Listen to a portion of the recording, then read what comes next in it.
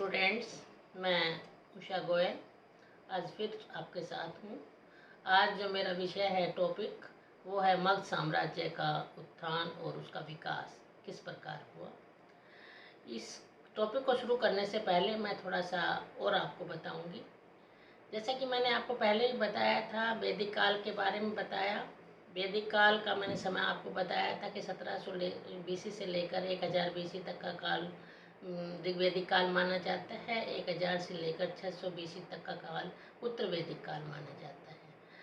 600 BC में एक नया फेज आया जिसको सेकंड अर्बनाइजेशन कहा जाता है, दूसरा शहरीकरण।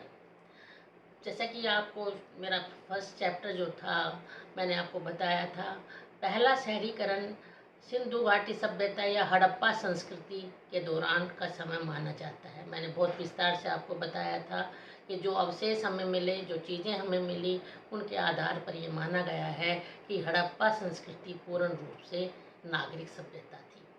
उसके बाद वैदिक सभ्यता पूर्ण रूप से ग्रामीण सभ्यता थी। लेकिन उत्तर वैदिक जो काल था उसको एक परिवर्तनशील काल माना जाता है। इसमें हमने काफ़ी उतार चढ़ाव देखे, सभ्यताओं में परिवर्तन होते हुए देखा और आते आते 6ठी शताब्दी ईस्वी पूर्व में हमें एक बार दोबारा से नगरों का विकास होते हुए देखा और इसलिए इसको सेकंड फेज ऑफ अर्बनाइजेशन कहा जाता है, यानी कि दूसरा शहरीकरण। अब देखिए, पहले मैं आपको बता चुकी हूँ नगर किसे कहते हैं, नगरों की क्या व्याख्या है। बड़ा अलग सा ये क्वेश्चन है नगरों के बारे में। जैसा कि पहले मैं बता चुकी आपको कि जो मकान थे वो पक्के थे, एक जैसे बने हुए थे, यातायात के साधन थे, सड़कें बहुत अच्छी थी, नालियों की व्यवस्था थी, व्यापारिक केंद्र थे।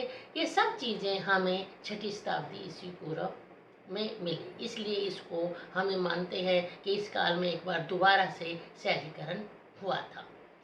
और जब हम शहरीकरण की बात करते हैं तो प्रशासन में भी कुछ ना कुछ परिवर्तन हमें देखने को मिलते हैं। और उस समय 6ठी शताब्दी ईस्वी पूर्व में उत्तरी भारत, स्पेशली उत्तरी भारत में 16 जनपद राज्य थे, यानी कि जनपद, छोटे छोटे जनपद, मैंने ऋग्वैदिक काल में भी जिक्र किया। जो राज्य होता था उनको उस समय जनपद कहा जाता था। तो 16 जनपद राज्यों का वर्णन हमें मिलता है। और ये जनपद जो थे, इनमें कहीं पर गणतंत्र सरकार थी और कहीं पर राजतंत्र सरकार थी, यानी कि कहीं पर लोगों के द्वारा चुनी हुई सरकारें थी और कहीं पर राजा अपने वंशावली के हिसाब से उसको चुना जाता था। तो उस समय के जो प्रमुख जनपद थे उनमें मैं विशेष तौर पर नाम लूँगी। यहाँ पर कौशल जनपद था, अवंती, मगध, कुरु, पांचाल, अनेक 16 जनपद राज्य थे। और ये आपस में अपनी शक्ति को दिखाने के लिए एक दूसरे के साथ युद्ध करते रहते थे। कौन शक्तिशाली है, किसके पास विशाल सेना है, इसके लिए ये एक दूसरे के साथ निरंतर इनका आपस में युद्ध चलता रहता था। संधियाँ होती रहती थी, बिगड़ती रहती थी। और अंत में कुल मिला के जो मैं आपको यहाँ बताना चाहती हूँ कि इन 16 महाजनपदों में जो सबसे शक्तिशाली महाजनपद उत्तरी भारत में उभर कर आया वो था मगध जनपद, जो मेरा आज का टॉपिक भी है कि मगध साम्राज्य का उत्थान कैसे हुआ, कैसे विकास हुआ इसका। तो जनपद जो बने या जो नगर बने, थोड़ा सा मैं और आपको थोड़ा सा ये चीज़ टॉपिक से थोड़ा सा आप डिफरेंट, आपकी नॉलेज के लिए मैं इसको बताना चाह रही हूँ। जब नगर, कोई किसी भी नगर का विकास होता है तो उसके लिए कई चीज़ें देखी जाती हैं। वहाँ की भौगोलिक स्थिति कैसी है, अगर नगर कोई बसाया जाता है तो उसकी भौगोलिक स्थिति कैसी है, किस प्रकार वहाँ, जैसे 6ठी शताब्दी ईस्वी पूर्व में बहुत अधिक मात्रा में हमें लोहे के बारे में जानकारी मिली थी। और मगध के आसपास तो बहुत अधिक मात्रा में हमें लोहा मिला। लोहा आधुनिक काल में भी उतना ही जरूरी है जितना उस समय था। शस्त्र बनाए जाते थे, यातायात के जो साधन थे उनको बनाया जाता था। और जिस राजा के पास अधिक से अधिक हथियार थे वो अपने आप पावरफुल हो जाता था। इसके अतिरिक्त जनसंख्या में जैसे जैसे बढ़ोतरी होगी, लोग अपने गांवों से अपने धंधे की तलाश में दूसरे स्थान पर जाएंगे और वहाँ पर वो एक जो वर्ग विशेष है धीरे धीरे वो अपनी वहाँ पर मेजोरिटी बना लेगा और उनके नाम से वो नगर बसने शुरू हो जाएंगे। किसी भी उद्योग को वो वहाँ पर स्थापित कर लेते हैं। इसी प्रकार यातायात के साधन, जहाँ अच्छी सड़कें होंगी वहाँ व्यापार अच्छा होगा, वहाँ व्यापारी वर्ग होगा, वो अपना एक अलग से नगर बसा लेंगे। तो 6ठी शताब्दी ईस्वी पूर्व में ये सब चीज़ें हमें देखने को मिली, और जिससे कि नालंदा यूनिवर्सिटी जो कि शिक्षा का एक बहुत बड़ा केंद्र था, तक्षशिला जो कि शिक्षा का बहुत बड़ा केंद्र था, विदेशों से बच्चे वहाँ पढ़ने आते थे, तो अनेक ऐसे छोटे छोटे बड़े बड़े नगरों का वहाँ पर विकास हुआ। तो अब जो मेरा मेन विषय है कि मगध साम्राज्य का उत्थान कैसे हुआ। मगध साम्राज्य के उत्थान के बारे में मैं आपको अगर एक टॉपिक की तरह बताऊं, तो सबसे पहले 6ठी शताब्दी ईस्वी पूर्व में हर एक वंश का जो राजा था बिम्बिसार, इसने मगध साम्राज्य की स्थापना की थी। इससे पहले भी हमारे पास बहुत कुछ है कि इस बृहद्रथ राजवंश था, उसके भी कई राजा बड़े फेमस थे, लेकिन 6ठी शताब्दी ईस्वी पूर्व में जो मगध साम्राज्य का जो उत्थान शुरू हुआ वो हर्यक वंश के जो राजा थे बिम्बिसार, जो जिनको इस वंश का संस्थापक माना जाता है, जिन्होंने मगध साम्राज्य को एक साम्राज्य के रूप में दिखाया, और 16 जो महाजनपद थे उनमें सबसे शक्तिशाली इसको बना। मगध साम्राज्य का उत्थान किस प्रकार हुआ, इसके बारे में मैं आपको अपना आज आपका जो मेरा मेन विषय है, टॉपिक है, इस पर मैं अपना बताना चाहूँगी। तो मगध साम्राज्य का जो संस्थापक जिसको माना जाता है 6ठी शताब्दी ईस्वी पूर्व में, वो बिम्बिसार को माना जाता है। ये हर्यक वंश से संबंधित थे। इन्होंने 544 से लेकर 492 ईस्वी पूर्व तक अपना शासन किया। ये जिस समय शासक बने उस समय इनकी आयु केवल 15 वर्ष की थी, लेकिन ये बहुत ही, जिसे कहते हैं डिप्लोमेटिक, राजनीतिज्ञ थे। इन्होंने सबसे पहले इस बात को समझ लिया था कि अगर शासन को सुदृढ़ बनाना है तो मुझे मैत्रीपूर्ण संबंध दूसरे राजाओं के साथ स्थापित करने होंगे। तो सबसे पहले इन्होंने इसको पूरा करने के लिए सबसे पहले जो नीति अपनाई वो थी, इसने दूसरे राजाओं के साथ वैवाहिक संबंध स्थापित किए। देखिए स्टूडेंट्स, जब हम किसी दूसरे कुल में, दूसरे देश में, दूसरे राज्य में जब शादी विवाह करते हैं तो नेचुरली वहाँ पर एक अलग ही मान सम्मान हमको मिलता है, एक अलग ही हमारा रिश्ता उसके साथ हो जाता है। तो बिम्बिसार ने सबसे पहले इस चीज़ को प्रोत्साहन दिया कि किस प्रकार दूसरे देशों के साथ वैवाहिक संबंध स्थापित किए जाएं। तो सबसे पहले उन्होंने कौशल नगर के राजा प्रसेनजीत जो थे उनकी बहन के साथ, जिनका नाम कौशल्य देवी था, उसके साथ शादी की, और प्रसेनजीत ने अपनी बहन को दहेज में काशी का नगर इनको दिया था, और उस समय काशी नगर से 1 लाख रुपया प्रति वर्ष इनकम बिम्बिसार को होती थी। ये बहुत बड़ी उनकी एक सफलता थी, यानी कि आर्थिक दृष्टि से भी और राजनीतिक दृष्टि से भी अगर आप देखें तो ये बहुत बड़ी उनकी सफलता थी। इसके बाद उन्होंने अपनी दूसरी शादी चेलना जो वंश था उसके राजकुमारी से की। तीसरी शादी मध्य प्रदेश जो जनपद था उसकी जो लड़की थी उसके साथ उन्होंने उसकी शादी की, जो पंजाब में था ये। और चौथी शादी विदेह राज्य की जो राजकुमारी थी वो वजीरा, कई जगह इनको वासवी भी कहा जाता है, उनके साथ इन्होंने शादी की थी। यानी कि ये जो 4 शादियां की, जो मैंने आपको बताया कि वैवाहिक संबंध स्थापित करके इन्होंने अपने जो साम्राज्य था इसको चारों तरफ से सुदृढ़ करने की इन्होंने एक नीति अपनाई थी। इसके अतिरिक्त ये कुशल योद्धा भी था, और इसने अंग नरेश जो था, अंग का जो शासक था, उसके साथ युद्ध किया था, और उसको अंग नरेश का जो राजा ब्रह्मदत्त उसको पराजित किया था, और अंग राज्य को इसने अपने राज्य में मिलाकर अपने साम्राज्य का विस्तार किया था, मगध साम्राज्य का विस्तार किया था। और वहाँ पर इसने अपने पुत्र अजातशत्रु को वहाँ का गवर्नर बनाया था। वो भी एक बहुत बड़ी इनकी डिप्लोमेटिक नीति थी। क्या था, अजातशत्रु को वहाँ का गवर्नर बनाकर, ताकि वहाँ पर कोई विद्रोह दोबारा से ना हो, इसलिए अपने बेटे को वहाँ पर इन्होंने अपना वहाँ का गवर्नर नियुक्त किया था। इन्होंने, ये माना जाता है कि उस समय इनके राज्य में लगभग 80,000 के करीब गांव थे। ये बहुत ही अच्छे कूटनीतिक तो थे ही, योद्धा भी थे, इसके साथ साथ बहुत अच्छे कुशल शासक प्रबंधक भी थे। यानी कि इन्होंने अपनी प्रजा में बहुत अच्छा शासन किया। इनकी सबसे पहले सोच ये थी कि प्रजा को किसी प्रकार का कष्ट नहीं होना चाहिए। इन्होंने एक मंत्रिमंडल की स्थापना की और मंत्रियों को इन्होंने स्पेशल रूप से ये हिदायत दे रखी थी कि अगर कोई भी मंत्री अपने कार्य में कोई कोताही बरतेगा तो उसको उसका दंड मिलेगा।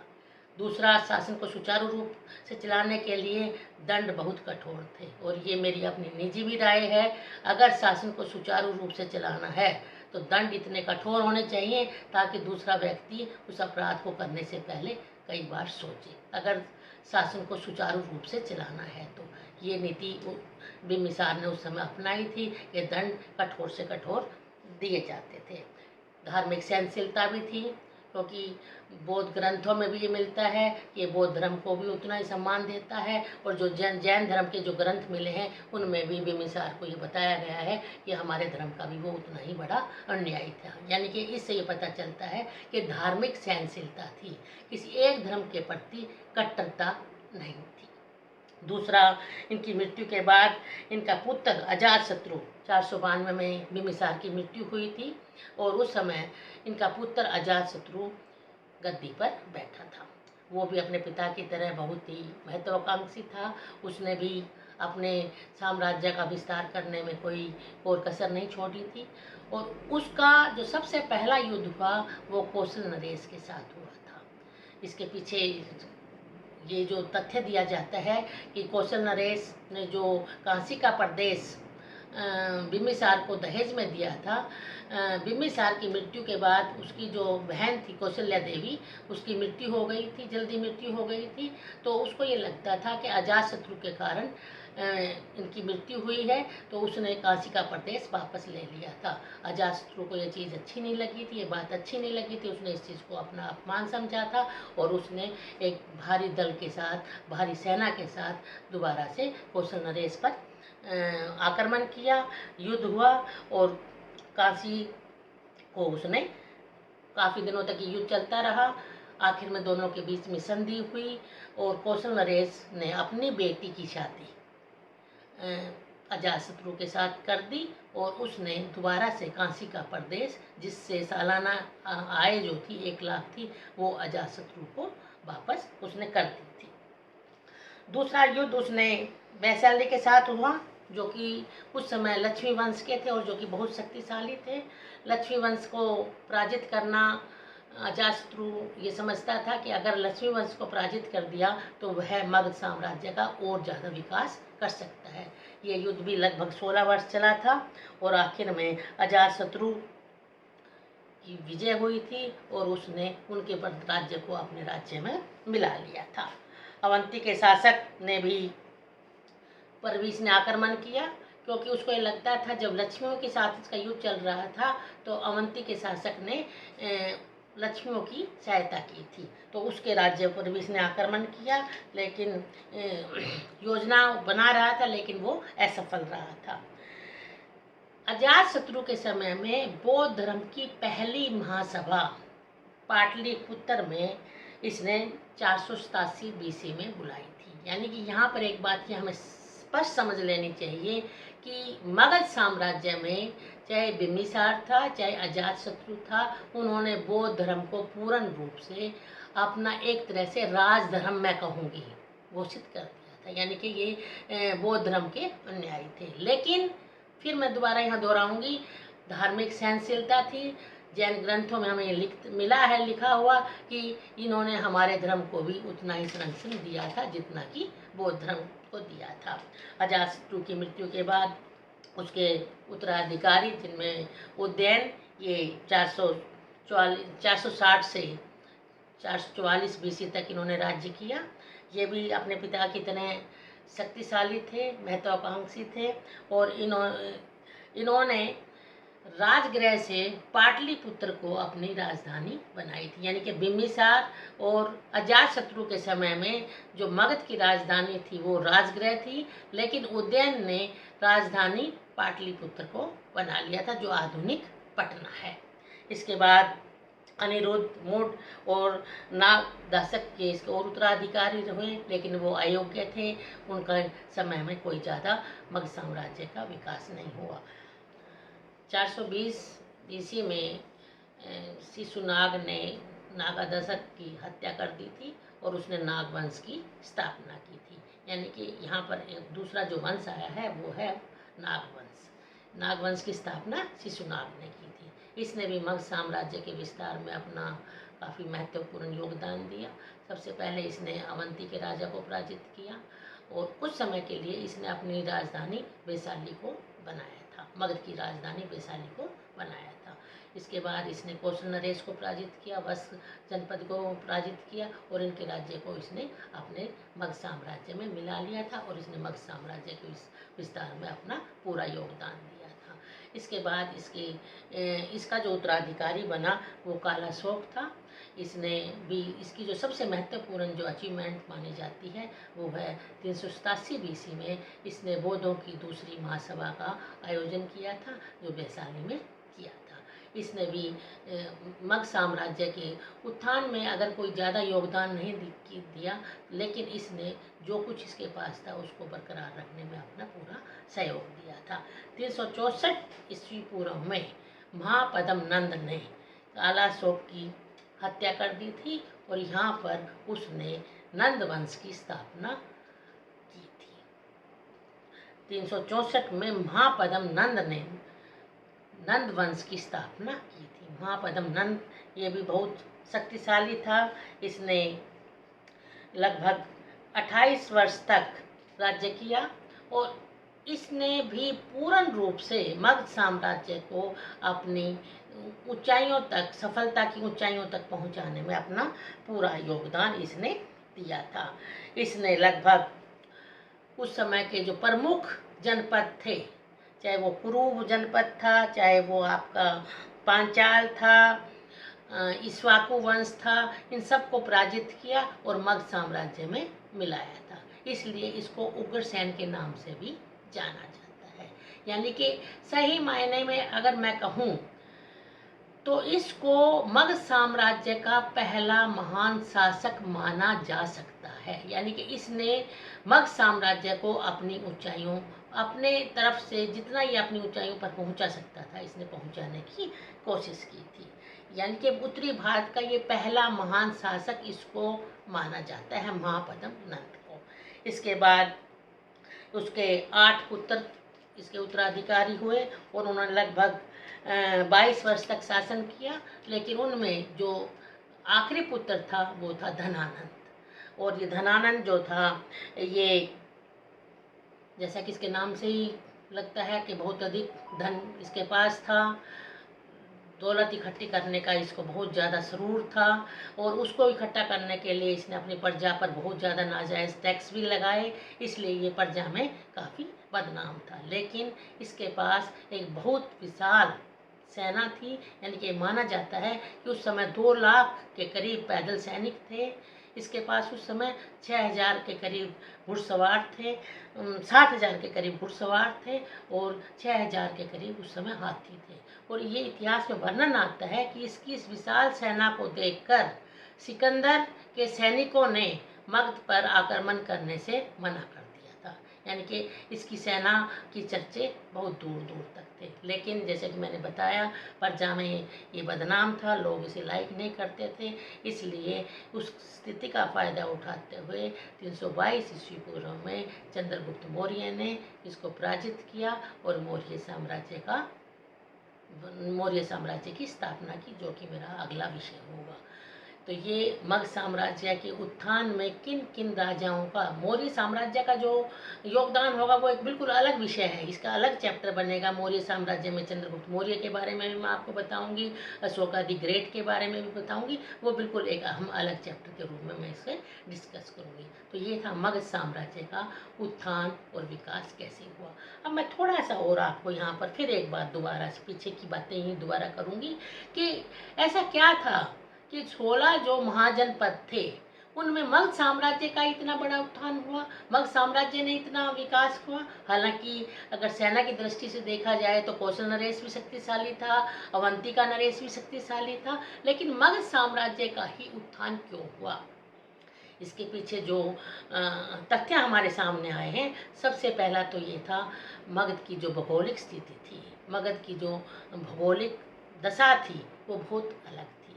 उसमें सबसे पहले ये था कि इसके उत्तर में गंगा थी, दक्षिण में विंध्याचल पर्वत था, और इसके पूर्व में सोन नदी थी, और पश्चिम में चंपा नदी थी। यानी कि आप अगर इसकी ज्योग्राफिकल बैकग्राउंड को देखें तो कोई भी भारी आक्रमणकारी आक्रमण नहीं कर सकता था। मगध साम्राज्य के उत्थान का जो मैं एक सबसे बड़ा कारण आपको बता रही हूँ। दूसरा कारण, जैसा मैंने बताया, लोहा बहुत प्रचुर मात्रा में यहाँ से मिला है, और आज भी अगर मैं बताऊँ आपको, जितना बिहार में हमारे पास रिसोर्सेज साधन हैं, संसाधन जिन्हें कहते हैं, उनका वो दूसरी बात है, दुरुपयोग किया जा रहा है, उनका ठीक से यूज़ नहीं किया जाता। लेकिन उस समय लोहा बहुत अधिक मात्रा में हमें मगध से मिला, जो कि किसी भी देश की, किसी भी प्रांत की उन्नति के लिए बहुत ज़रूरी है। हथियार बनते हैं, औजार बनते हैं, आपके यातायात के जो साधन हैं उनको बनाया जाता है, गाड़ियाँ बने, पहिए बने, कुछ भी बने, ये सब लोहे से बनाया जाता है। प्रचुर मात्रा में उस समय लोहा वहाँ पर था। दूसरा कारण, एक और कारण जो मुझे लगता है, देखिए मैंने आपको अजातशत्रु के बारे में बताया, बिम्बिसार के बारे में बताया, धार्मिक सहनशीलता थी। किसी भी राज्य, किसी भी देश की उन्नति के लिए राजाओं का धार्मिक सहनशील होना उस देश के विकास का एक बहुत बड़ा कारण बनता है। यानी कि जो भी धर्म थे सभी को मान्यता मिली हुई थी, किसी भी धर्म को बुरा नहीं समझा जाता था। यानी कि जो प्रजा थी वो अपनी इच्छा अनुसार किसी भी धर्म को मान सकती थी। इससे भी मानसिक रूप से, यानी कि वो किसी दबाव में नहीं थे कि हमें इसी धर्म को मानना है। और जब हम धार्मिक रूप से स्वतंत्र होते हैं तो हमें काम करने की भी उतनी ही आज़ादी होती है। तो मेरी नज़र में एक ये भी कारण था मगध साम्राज्य के उत्थान का। इसके अतिरिक्त जो यातायात के साधन थे, या ये सबसे बड़ा जो राजाओं का योगदान था, यानी कि जब किसी भी देश में जब कोई भी प्रोग्रेस होती है तो उसके पीछे राजाओं की नीतियाँ होती हैं, वो किस प्रकार अपनी प्रजा की भलाई करना चाहते हैं। तो उस समय जितने भी राजा हुए उनका जो मेन उद्देश्य था कि किस प्रकार हम मगध साम्राज्य का उत्थान करें, और उत्थान में किस प्रकार की नीतियाँ बनाएं, किस प्रकार के टैक्सेस लगाएं, किस प्रकार की लोगों को सुविधाएं दी जाएं ताकि विकास हो।